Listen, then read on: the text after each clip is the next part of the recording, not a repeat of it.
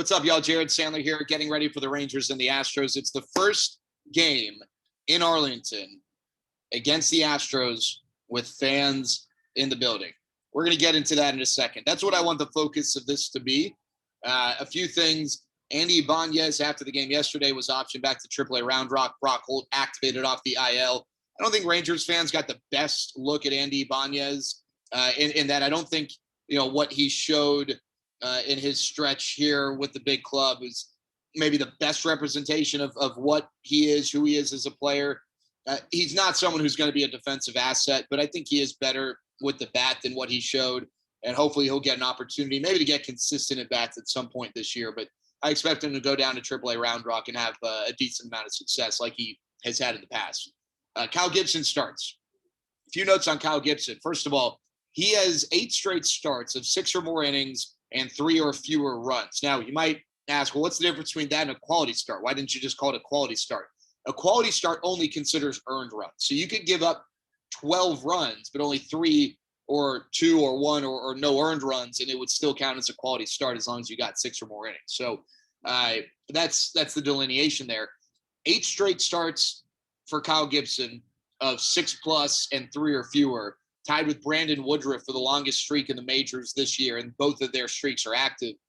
How about this? I didn't realize this.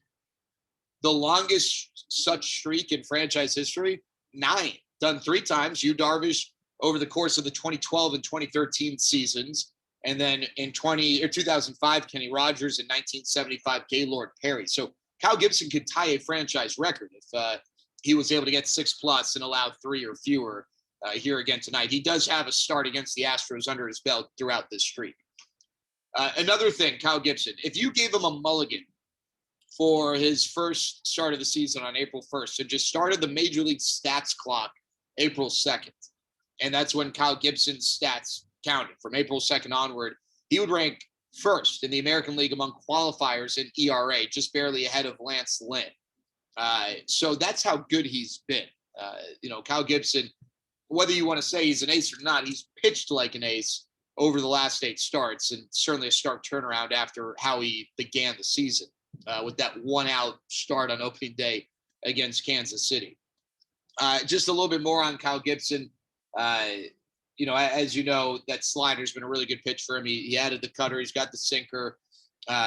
He's really had a pretty diverse mix, and that's one reason why, even though he hasn't got the win in all of his starts, he's put the team in a position to win the game. He doesn't have a losing decision. Now, he's made 9 starts, 3 winning decisions, not a single losing decision. He certainly, would have been deserving of one on opening day, but the bats actually gave him that lead, if you recall, and he lost the lead. He at no point was trailing. But if he at least doesn't suffer a loss tonight, he would become the 4th pitcher in franchise history, including time with the Senators, to go without a losing decision over 10 starts to begin the year. Colby Lewis, Alexi Ogando, and Tommy Hunter did it all coming last decade. All right, we're going to talk a little bit about Adolis Garcia tomorrow. I guess I'll throw this out there. We're going to talk about Adolis Garcia's future with the Rangers, and not just what his role will be, but is his future with the Rangers, or could it be elsewhere? We'll discuss that. All right, the Astros are in town. Let me tell you something. We all know, if you follow me on Twitter, which if you don't, probably a good decision, but if you want to, at Jared Sandler on Twitter, I can't stand the Astros. It's not fake. It's not some WWE drummed up drama. I really just absolutely cannot stand the Houston Astros. And this was, as a lot of you know, pre-trash can scandal.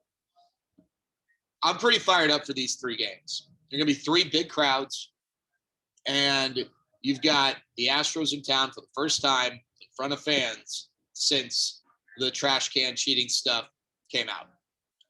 I really hope that Rangers fans bring their passion this weekend.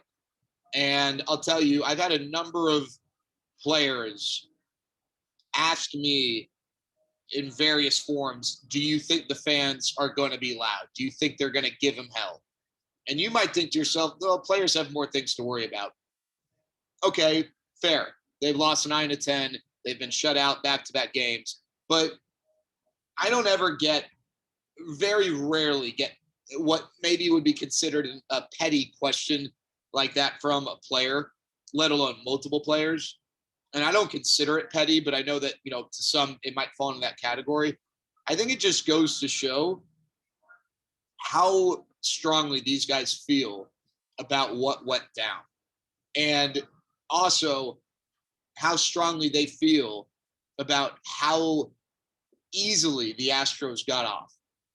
I don't know that I was in the boat of having, the Dodgers crowned World Series champion. As a matter of fact, I know I wasn't in the boat. If the Astros aren't the World Series champions in 2017, then you don't have a champion, which it would stink. It wouldn't be the first time, but it would stink. If you don't want to take that extreme measure, while as more and more time has passed, I've more and more been of the belief that maybe should have been what went down. Even if you make the argument, well, I don't know who else, who else was doing it. Other teams might have. Same with steroids, right? We don't, if you got caught, you got caught. But we can maybe assume, we can think, but unless you got caught, then you're not maybe given the same treatment. Although I say that, and there are certain guys who never were officially caught with steroids who I think don't get the Hall of Fame love they deserve because there's some assumption. But that aside, closer to when this came out, my initial thoughts were there got to be ways to punish them without vacating the World Series. As each day passes, I more and more think that vacating the World Series maybe is what should have happened. Regardless, they're the World Series champions. I don't think they should be able to profit off of it as much as you can control that. I don't think they should be able to recognize a World Series in their stadium. I don't think any promotional material for Major League Baseball, any of that. I mean, that's what I think should have happened. If a tree falls in the forest and no one's there to see it, did it really happen? Well, while these players will always have the joys of experiencing that dog pile and the elation of winning a World Series, you really do kind of cut into a part of the pride where if you say you can never have a Major League Baseball sanctioned anniversary celebration, no Major League Baseball license stuff, which is way more than what you realize. Things legally can't just go out without Major League Baseball licensing. Can't have anything identifying a World Series. That on top of, strategic penalties, draft picks, money, whatever you want to assess. But I hope that fans show up and show out this weekend. I just, there's no other way for fans across baseball to get the Astros back and let them know. But I honestly hope that these guys, whether I knew I'd gotten to know George Springer. I'd interviewed George Springer on pregame shows a number of times. He has a reputation of being an amazing guy. And I can tell you from my limited experience, he seems like it. But I hope all those guys, I know it's not going to happen, but I hope that 5-10 years from now, all those guys continue to get booed. A constant reminder of what they did. Am I petty? Maybe.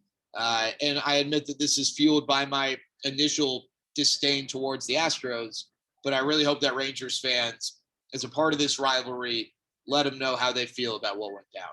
That's our pregame conversation. Talk to y'all later.